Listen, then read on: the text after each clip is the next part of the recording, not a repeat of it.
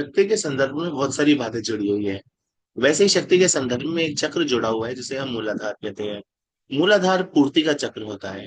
मूलाधार कहता है कि अगर आपको अपने शरीर में लिंग में संवेदना चाहिए, तो उस लिंग रूपी संवेदना को जागृत करने वाला जो चक्र होता है वो ही मूलाधार चक्र होता है। पर ऐसा मानना कि मूलाधार चक्र नहीं होगा तो हम उस संवेदना को नहीं जी पाएंगे, जिसे हम कहते हैं लिंग क्रिया, वो क्रिया हम नहीं जी पाएंगे, ऐसा बिल्कुल गलत है। मूलाधार चक्र हमें ये सिखाता है कि हम कैसे मूल को आधार बनाएं। मूल को आधार बनाने की क्रिया का अर्थ यहाँ पे ये होता है कि हम किस प्रकार से मूल अर्थात मूल अर्थात यहाँ पे जीवन भी हो सकता है, जीवन को आधार बनाएं। जीवन एक क्रिया है जो कि आरोपित है। आरोपित का अर्थ है वहां इल्जाम लगे हैं, उस पे ब्लेम्स लगे हैं।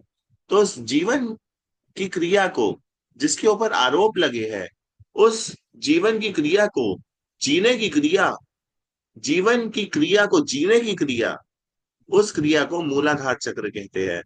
मूलाधार चक्र पूर्णतया एक ऐसा चक्र है जो लिंग की क्रिया को जीवित करता है। पर फिर से वो एक ऐसा चक्र अकेला नहीं जो लिंग की क्रिया को जीवित करता है। स्वादिष्टान चक्र का भी यहाँ पे पूर्ण सहयोग बना रहता है।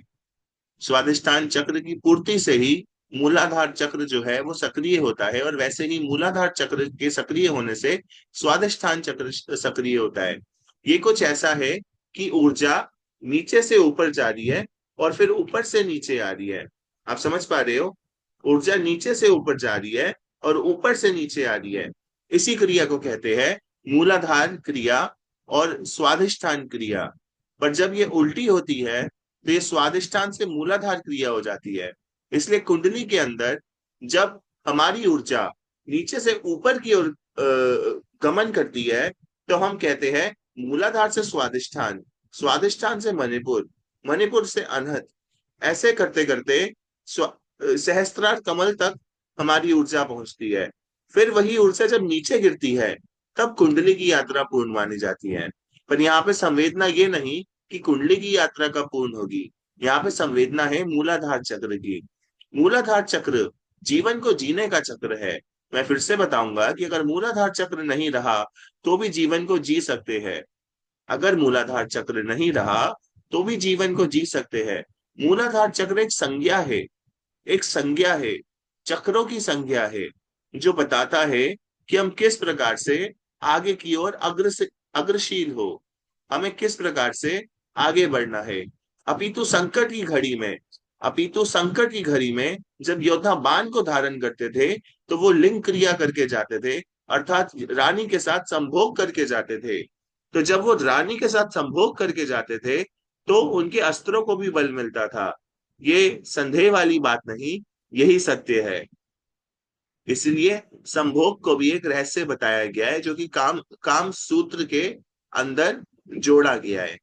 मूलाधार चक्र आगे की ओर गति करना बताता है। मूलाधार चक्र जीवन को जीना बताता है। मूलाधार चक्र जीवन की पूर्ति बताता है। मूलाधार चक्र एक संवेदना है जो सभी चक्रों को प्राप्त होती है। यहाँ की मुख्य देवी जो बताई गई है वो मैं आपको बताता हूँ, वो है डाकिनी। अगर आप डाकिनी से नहीं समझ पा रहे तो माँ कामाख्या को मूलाधार चक्र के अंदर ही वास दिया गया है। माँ कामाख्या जो असम गुवाहाटी में स्थित है, वो मूलाधार चक्र से ही क्रिया करती है। एक पुरुष के अंदर जो वीर्य बनता है उसकी गणना मूलाधार चक्र ही करता है। पर एक शरीर में कितने चक्र होते हैं ये तो आप मैं कोई भी नहीं बता सकता। पर साधारण तौर पे बोला जाए तो शरीर के अंदर 8 चक्र होते हैं। कैसे?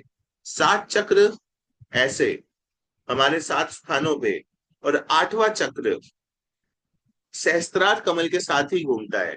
वो चक्र नीचे से ऊपर गति करता है। इस चक्र के बारे में आपको किसी ने नहीं बताया होगा। ये 8वां चक्र होता है हमारे शरीर में।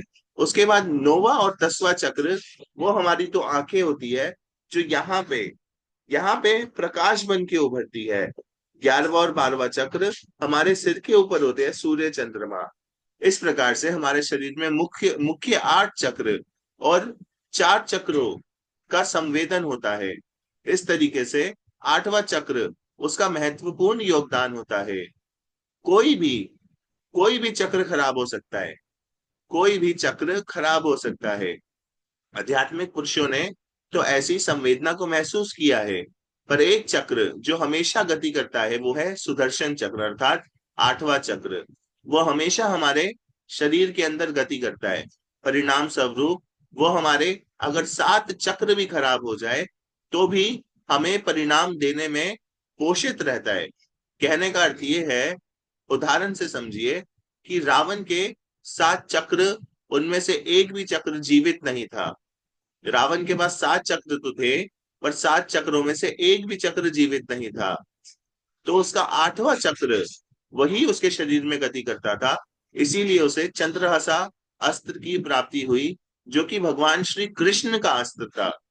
चंद्रहसा अस्त्र एक ऐसा अस्त्र था जो मुक्ति दिलाने में सक्षम था।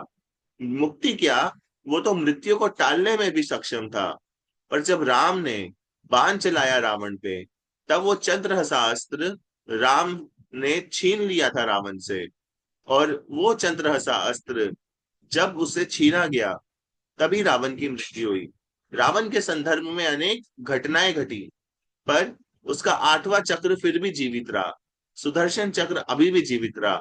अपितु इसीलिए इस संसार में हम रावण को देखते हैं, अर्थात हर जीव के अंदर एक रावण है। आप बाइक चला रहे होगे और रास्ते में थोड़ा सा भी ट्रैफिक होगा, तो आपको जल्दी नहीं है तो आपको जल्दी हो जाएगी। ये आपके अंदर का रावण नहीं है तो क्या हुआ? अगर ये आपके अंदर का रावण नहीं है तो क्या हुआ, आप बताइए मुझे। आप खुद ही सोचिए, क्या आपके साथ ऐसा नहीं होता? आपको कैसी मारपीट जिंदगी में लगी रहती है, एक भागदौड़ बनी रहती है। ये मूलाधार चक्र तो देता है, पर 8वें चक्र की संवेदना और रावण का इतिहास यहाँ इसी 8वें चक्र से जीवित रहता है। पर मूलाधार चक्र एक पूर्ति है, और मूलाधार चक्र एक प्रावधान है, जो कि सृष्टि को रचता है, जिसकी मुख्य देवी डाकिनी और साथ में उनके साथ आती है कामाख्या देवी, जो इस स्थान की रक्षा करती है। आज के लिए इतना ही। मिलते हैं अगले वीडियो में और किसी ज्ञान के साथ। एस्ट्रोलॉजी की वीडियोस में आपके लिए लाता रहूंगा, और ऐसी ही नॉलेजेबल वीडियोस देखने के लिए जुड़े रहिए। और सब्सक्राइब कीजिए मेरे चैनल को, लाइक कीजिए इस वीडियो को, और शेयर कीजिए। मैं प्रयास कर रहा हूँ, और मैं चाहता हूँ कि आप भी मेरे प्रयास में सहयोग कीजिए। तो मिलते हैं फिर भरी दोपहरी में, या किसी शाम में, किसी घाट तले। बाय।